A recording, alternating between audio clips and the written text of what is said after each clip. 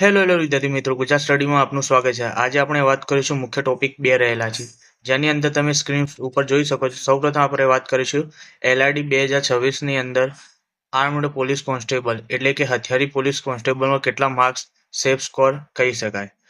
અને બીજા નંબરની આપણે વાત કરીશું CC 1.0 બાર રિઝલ્ટ LRDનું આવશે ખરું, એટલે કે CCની રિઝલ્ટ એ LRD પહેલાં આવી શકે ખરા, અથવા તો એનો ફાયદો અથવા નુકસાન શું થશે, હવે આપણે આગળના વિડીયોની અંદર જણાવીશું। સૌપ્રથમ આપણે વાત કરીશું પ્રીવિયસ LRD 2025ની અંદર કેટલી વેકેન્સી હતી, એનું કેટલું કટ ઓફ રહ્યું હતું, તેના એનાલિસિસના આધારે 2026માં આર્મ્ડ પોલીસ કોન્સ્ટેબલનું કેટલું મેરિટ રહેશે અંદાજિત, તેની આપણે વિડીયોની અંદર આગળ વાત કરીશું। જેમાં LRD 2025ની અંદર કુલ કેટલી વેકેન્સી હતી, તો જેની અંદર સૌપ્રથમ આર્મ્ડ પોલીસ કોન્સ્ટેબલની અંદર મેલ એટલે કે પુરુષોની અંદર 2212 જેટલી વેકેન્સી એટલે કે રિક્રુટમેન્ટ થયેલ હતી।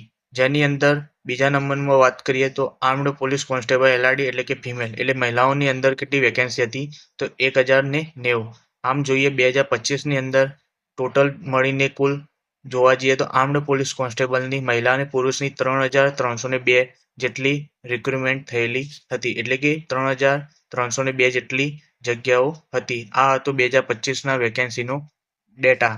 હવે આપણે વાત કરીશું નેક્સ્ટ કે LRD 2025ની અંદર આ વેકેન્સીના આધારે આર્મ્ડ પોલીસ કોન્સ્ટેબલનું અંદાજિત કેટલું એટલે કે ફાઇનલ મેરિટ રહ્યું હતું। હવે સ્ક્રીન પર તમે જોઈ શકો છો LRD 2025ની અંદર ફાઇનલ આર્મ્ડ પોલીસ કોન્સ્ટેબલ એટલે હથિયારી પોલીસ કોન્સ્ટેબલનું મહિલા અને પુરુષ અને વાયર એક્સ આર્મીમેનની અંદર કેટલું કટ ઓફ રહ્યું હતું, જેની અંદર આપણે કેટેગરી વાઇઝ કટ ઓફની અંદર વાત કરીએ તો સૌપ્રથમ તમે જોઈ શકો છો પુરુષો, મહિલા અને એક્સ આર્મીમેન તમે જોઈ શકો છો। જનરલની અંદર આપણે સૌપ્રથમ વાત કરીશું પુરુષો અને મહિલાઓની અંદર કેટલું મેરિટ અટક્યું હતું, જેની અંદર જનરલની અંદર વાત કરીએ તો પુરુષોની અંદર 124.50, એ જ રીતે આપણે વાત કરીએ મહિલાઓની અંદર 100.75, જ્યારે એક્સ આર્મીમેનની જનરલ 99.6 જેટલું। એ જ રીતે વાત કરીએ EWS કેટેગરી વાઇઝની અંદર પુરુષોનું 121.50, મહિલાઓની અંદર 83, જ્યારે એક્સ આર્મીમેનની અંદર પાસિંગ હોય તો બધા જ પાસ ગણાયા હતા। SCBCની અંદર પુરુષોની અંદર 123 આર્મ્ડ પોલીસ કોન્સ્ટેબલ, જ્યારે મહિલાઓની અંદર 97.75। એ જ રીતે વાત કરીએ SC કેટેગરીની અંદર પુરુષોની અંદર 117.50, મહિલાઓમાં 96.25, જ્યારે વાત કરીએ ST કેટેગરી તો ST કેટેગરીની અંદર આર્મ્ડ પોલીસ કોન્સ્ટેબલ પુરુષની અંદર 90.25, જ્યારે મહિલાઓની અંદર પાસિંગ માર્ક્સ અને એક્સ આર્મીની અંદર SC અને ST કેટેગરીમાં જેટલા બધા પાસ થયા છે દરેકને એડ કરવામાં આવ્યા હતા। આ હતી LRD 2025ની final armed police constable cut of.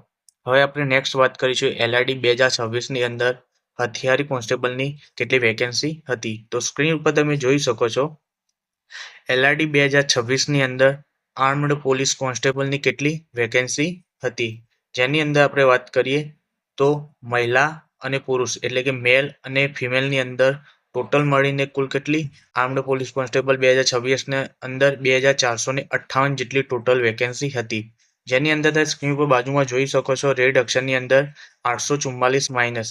એ જોવા જઈએ તો 2025ની સરખામણીએ આ વખતે 2026ની જે આર્મ્ડ પોલીસ કોન્સ્ટેબલની વેકેન્સી છે એ એટલી ગઈ સાલની એટલે ગઈ વખતની સરખામણીએ 844 જેટલી વેકેન્સી આર્મ્ડ પોલીસ કોન્સ્ટેબલમાં ઓછી હતી, એ તમે સ્ક્રીન ઉપર જોઈ શકો છો।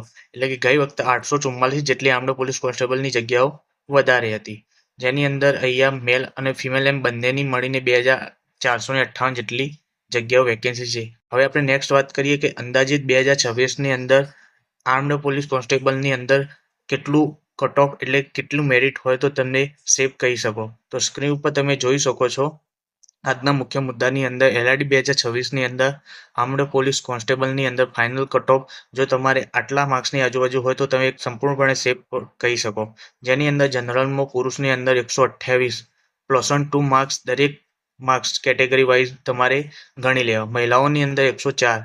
એ જ રીતે વાત કરીએ અહીંયા ભૂલથી એક્સ આર્મીમેનનું જે કટ ઓફ છે મેં આપેલ નથી, પરંતુ પ્રિન્ટ મિસ્ટેક હોવાના કારણે અહીંયા બતાવવામાં આવેલ છે। એ જ રીતે વાત કરીએ કેટેગરી વાઇઝની અંદર EWSની અંદર પુરુષોનું 125ની +2 માઇનસ ગણી લેવું, એ જ રીતે મહિલાની અંદર 90। હવે વાત કરીએ SCBCની અંદર તમે જોઈ શકો છો પુરુષોની અંદર 126, જ્યારે મહિલાઓની અંદર 100. એ જ રીતે આપણે આગળ વાત કરીએ એસસી કેટેગરીની અંદર એલઆરડી 2026માં એ આર્મ્ડ પોલીસ કોન્સ્ટેબલનું કેટલું અંદાજે રહી છે. પુરુષોની અંદર 121, જ્યારે મહિલાઓની અંદર 99. એ જ રીતે વાત કરીએ એસટી કેટેગરી, જેની અંદર તમે જોઈ શકો છો 95 અંદાજિત મેરિટ રહી શકે, જ્યારે મહિલાની અંદર ફક્ત 80 માર્ક્સ પ્લસ રહે તો પણ તેઓ 100% પાસ થઈ જાય. આ હતું એક અંદાજિત મેરિટ આર્મ્ડ પોલીસ કોન્સ્ટેબલ, જે પ્રીવિયસ યરના આધારે આપણે બનાવેલું છે.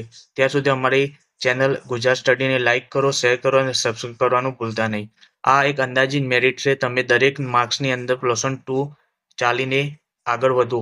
જો તમે આ માર્ક્સની આજુબાજુ હોય તો આ એક અંદાજિત મેરિટ હતું, તો તમે આર્મ્ડ પોલીસ કોન્સ્ટેબલ મળવાની 100% ચાન્સ રહેલા છે. હજુ પણ હું વિદ્યાર્થી મિત્રો કહું, આ એક અંદાજિત મેરિટ છે.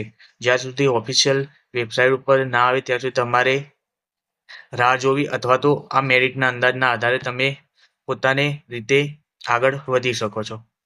આ હતી હથિયારી પોલીસ કોન્સ્ટેબલના મેરિટ વિશેની. હવે આપણે વાત કરીએ શું સીસી 1.0નું રિઝલ્ટ છે એ એલઆરડી રિઝલ્ટ બાદ આવે ખરું, એટલે કે એલઆરડી પહેલાં આવે ખરું.